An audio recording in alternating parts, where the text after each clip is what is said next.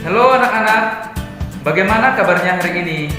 Bapak harap anak-anak kami semua dalam keadaan sehat-sehat selalu. Baiklah anak-anak, seperti biasanya, sebelum kita memulai pembelajaran kita hari ini, mari kita awali dengan berdoa. Mari siapkan hati kita untuk berdoa.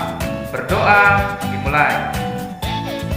Dalam nama Bapa dan Putra dan Roh Kudus. Amin.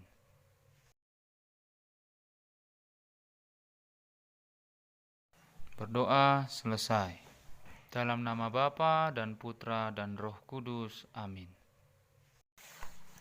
Oke lah anak-anak, hari ini kita akan belajar tema 8, subtema 2, muatan pelajaran Bahasa Indonesia.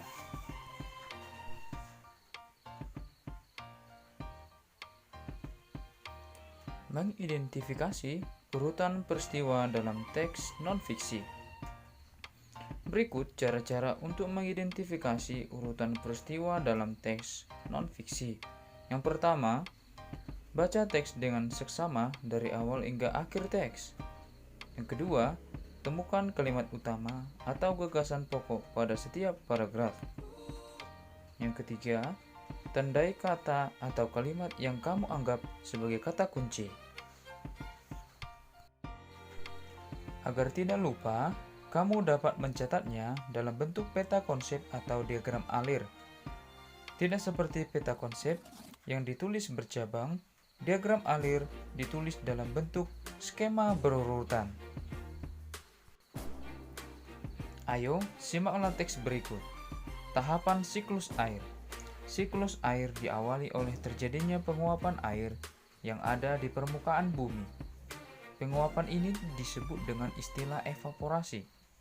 Evaporasi mengubah air berwujud cair menjadi air yang berwujud gas atau uap air. Setelah itu, uap air menuju atmosfer bumi. Ketika uap air yang dihasilkan melalui proses evaporasi naik hingga mencapai suatu titik ketinggian tertentu, uap air tersebut akan berubah menjadi titik-titik air melalui proses kondensasi. Titik-titik air akan berkumpul hingga membentuk awan. Selanjutnya, awan yang tebal dan gelap akan mengalami proses presipitasi. Presipitasi adalah proses jatuhnya butiran-butiran air ke permukaan bumi atau hujan. Dalam bentuk hujan, air yang ada di permukaan bumi akan kembali mengalami siklus air. Berikut adalah contoh menuliskan peristiwa penting pada teks tersebut dalam bentuk diagram alir. Sebagai judulnya, tahapan siklus air. Bagian-bagian yang paling penting yang pertama, evaporasi, artinya penguapan air dari permukaan bumi. Yang kedua, kondensasi, artinya perubahan uap air menjadi titik-titik air. Yang ketiga, presipitasi, artinya jatuhnya butiran air ke permukaan bumi. Mengidentifikasi peristiwa penting dalam teks non-fiksi dengan menjawab pertanyaan. Informasi dari sebuah teks banyak manfaatnya. Dengan mencatat, kita dapat dengan mudah mengingat peristiwa penting dari suatu teks. Selain mencatat, peristiwa penting juga dapat diketahui dengan menjawab pertanyaan-pertanyaan yang berkaitan dengan teks itu. Ayo, mari kita kembali ingat fungsi dari kata tanya. Untuk kata tanya apa? Fungsi kata tanyanya adalah menanyakan keadaan, menanyakan perilaku, atau penjelasan isi dari suatu teks. Yang kedua, kata tanya di mana, yaitu menanyakan tempat suatu peristiwa berlangsung, lokasi yang akan dituju, serta tempat yang sedang digunakan dalam teks. Yang ketiga, kata tanya kapan, yaitu menanyakan waktu terjadinya suatu keadaan atau peristiwa, seperti satuan jam, hari, tanggal, bulan, tahun, ataupun lamanya sebuah kejadian dalam teks. Yang keempat, kata tanya siapa, yaitu fungsinya menanyakan pelaku yang terkait atau turut serta dalam suatu peristiwa atau kejadian dalam teks. Yang kelima, mengapa, yaitu menanyakan alasan atau sebab sebuah peristiwa terjadi dalam teks. Yang keenam, bagaimana, yaitu untuk menanyakan cara atau proses sebuah peristiwa berlangsung, serta untuk menanyakan keadaan atau kejelasan satu hal dalam teks.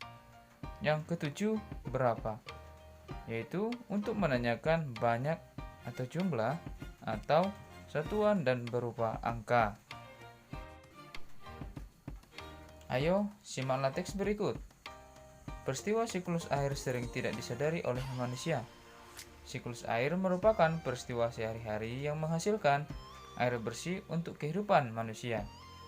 Dalam kehidupannya, manusia membutuhkan air bersih untuk rumah tangga, pertanian, dan industri. Menurutmu, peristiwa apa yang terjadi pada teks tersebut? Apa yang dihasilkan dari peristiwa siklus air? Mendiskusikan peristiwa penting dalam teks non-fiksi. Peristiwa penting dapat ditemukan dengan membaca teks secara seksama. Setelah itu, kita dapat mencatatnya sehingga kita akan selalu mengingatnya.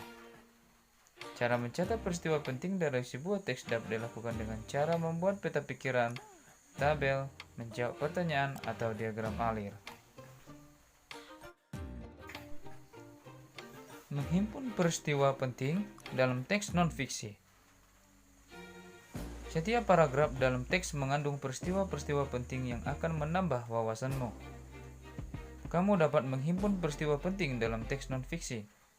Menghimpun artinya mengidentifikasi dan mengumpulkan informasi peristiwa yang ada dalam teks non-fiksi.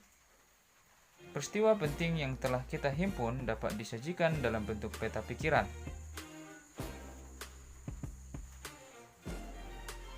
Berikut adalah contoh menghimpun peristiwa penting pada peta pikiran.